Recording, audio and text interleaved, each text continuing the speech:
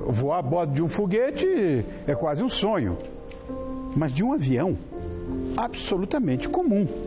Mas muitas pessoas, só de pensar, sentem calafrio. Milhões de brasileiros. Tá com isso. Ainda que seja, pode ter certeza no que eu estou falando, ainda que seja o meio de transporte mais seguro do mundo. Você já pensou? Da promoção. Agora, isso tem cura. Obrigado. Olha que coisa mais bonita. Obrigado por ter vindo, viu, querido? É uma maravilha estar aqui com você. Pesquisa. É bom que você que está me vendo agora tenha consciência disso. Ninguém sabe. Qual é a pergunta? Elas não passaram antes por trauma nenhum. Isso é que é você desconhecido, Jorge. Rony, eu achei maravilhoso você abrir com a Ginger Rogers e Fred Astaire dançando e dizendo, imagina se eles tivessem medo de dançar, a gente teria perdido essa maravilha que acabou. No entanto, quando você abre o programa falando, imagina se eles tivessem medo disso, você não mostrou nada traumático, você mostrou uma beleza, uma coisa única, a junção dos dois, o amor, a mente disso, do amor, do incomparável, do fantástico. Então, quando você tem medo de avião, a gente não tem que pensar só, nossa, o cara está traumatizado pelo 11 de setembro, por exemplo, então ele não consegue mais entrar no avião. Não, existem traumas do afeto, traumas do amor. Como é que no Brasil a gente chama? Mulheres lindas são perigosíssimas, não? Sem dúvida. Não é? Então, de repente, vou dar atenção para esse outro aspecto. Não pensar só que a gente tem medo das coisas traumáticas no sentido do difícil, mas a gente tem muitas vezes muito mais medo de coisas fantásticas. E voar de avião é uma delas. Seguramente. Mas isso pode ser muito difícil pela sensação. Garoto ainda. Eu entrei para a aviação com 15 anos de idade. Você pode tomar o antibiótico que você quiser, que você não vai curar aerococos nunca. É uma coisa maravilhosa voar. Eu adoro. Quer dizer, isso é uma coisa... Eu sou aviador, quer dizer, piloto mesmo, solo, desde 17 anos de idade. Voar? Desde 17 anos eu sou aviador, estou com 71. Quer dizer, a minha paixão é imensa, né? E eu não consigo entender direito isso. Os caras se metem numa estrada dessa aí, feito louco e... Não adianta nada, né? Não adianta nada, como tantas coisas na vida, não adianta nada. Agora, adianta, sabe, outro dia eu tive uma experiência incrível, eu realmente, isso é uma oportunidade de dividir esses certos roteiros à nossa cabeça. Outro dia eu estava num voo da Gol, voo São Paulo-Rio, que muitas vezes tem muita turbulência, como você bem sabe, né? E estava aquela turbulência danada, metade do avião já estava de joelhos, outra metade estava escondido na sua cadeira, uns com a mão dentro da bolsa, buscando o terço, enfim, estava um desespero geral, rio fechado, o avião sacolejando. De repente entra o comandante tranquilamente diz assim, eu não entendo por que vocês estão tão aflitos, porque muitos de vocês, por exemplo, têm SUV, tem carro lotado, em estrada cheia de buraco. O meu avião também. Eu ando em estrada asfaltada e ando em estrada cheia de buraco. E nesse momento eu estou em estrada cheia de buraco. Ele provocou uma gargalhada, né, naquele povo todo. Bacaninha. E as pessoas, ao saberem que estavam numa estrada cheia de buraco, não tem que estar lá trabalhando como o idiota que fazia tempos atrás na aviação romântica. O avião, ele se prepara, ele se autoprepara para a turbulência. Isso é uma coisa que é bom a gente falar também. É muito bom. Agora, a aerofobia é uma doença.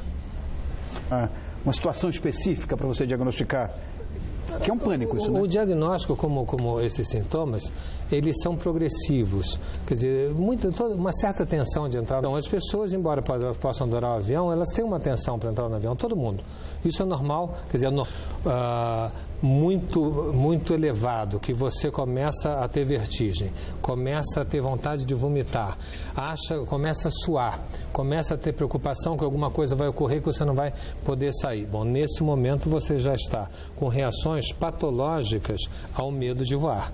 Então, nesse momento, alguma coisa tem que ser feita, porque você pode ser prejudicado. Quem não voa de avião é muito prejudicado na sua vida, na vida de trabalho, na vida de lazer, na vida de família. Né? Não há como você viver no mundo de hoje sem um aviãozinho. Sem dúvida, sem dúvida. Me parece que existe um tratamento que eu não sei se é verdade, isso é mito, que é baseado numa realidade virtual. Estão fazendo. O mesmo simulador de voo que você conhece tão bem, não é? Então estão pegando esses pessoas, tentam colocar a pessoa nesse simulador e dizer, está vendo que não acontece nada, está vendo, quer dizer, fazendo um teste de realidade. Se você me pergunta se testes de realidade funcionam, funcionam. Funciona melhor que algumas pessoas que tomam um tranquilizante para entrar no avião, ou funciona melhor que o comandante que disse sobre a estrada esburacada, né? Eu não tenho as estatísticas de comparação. Existem trabalhos, eu dei uma olhada neles, sabendo que a gente ia falar sobre isso, e são equivalentes mais ou menos. Pessoalmente, eu prefiro a explicação da estrada de buraco, porque ela mantém a sensualidade, dando uma saída mais interessante. Rony, porque nós não somos uns seres racionais, nós somos seres... A nossa subjetividade. E o avião é um cenário fantástico. Quem não se apaixonou por uma aeromoça na vida? Né? Quer dizer, quem não fez... Né? Quer dizer, quem não quis fazer o samba do avião? Lógico. Quer dizer, enfim, tem todo um charme em volta disso, porque fala do excesso do homem, fala da possibilidade de ir além, fala da possibilidade de ver cenários que nunca antes vistos, fala da provocação com os deuses, né? O homem se ultrapassa e vai provocar os deuses. Você contraria a física. Você contraria a física, quer dizer, tudo isso dá um tremendo barato, para dizer uma palavra que todo mundo entende, sim. Que ao mesmo tempo é muito perigoso, é muito...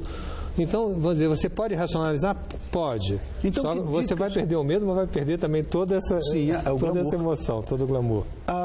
Que dicas você daria para quem tem esse problema, de quem sofre desse mal? Olha, eu acho que a pessoa tem que se valer princípios racionais e se acham mais tranquilas frente a isso, podem usar simuladores, ou seja, testes de realidade. Pessoas que têm um trato melhor com os medicamentos podem deixá-lo menos angustiado. Claro. Agora, pessoas que conseguem ter a flexibilidade do conto, da literatura e da mutação do cenário, né? Viaje com alguém que goste do avião, ria do avião, né? E consiga metaforizar o avião nas suas vidas e suportar um pouco as boas coisas que a vida traz. Que legal. Esse cara é craque, hein? Ele ficou mais famoso que andar para frente. Eu quero agradecer muito mais uma vez a sua visita. Está vindo pouco aqui ao programa. É só me chamar. O que você viaja. Tá louco? Cadê? Está no Rio. Então está onde? Está em Deus me livre. Quem é que eu encontro no avião? Newton Travesso, né? É ele que encontra. Ai, querido, obrigado. Viu? Obrigado. Mais uma vez, viu? Bom demais. Obrigado, Jorge. Obrigado. Fica com Deus, querido.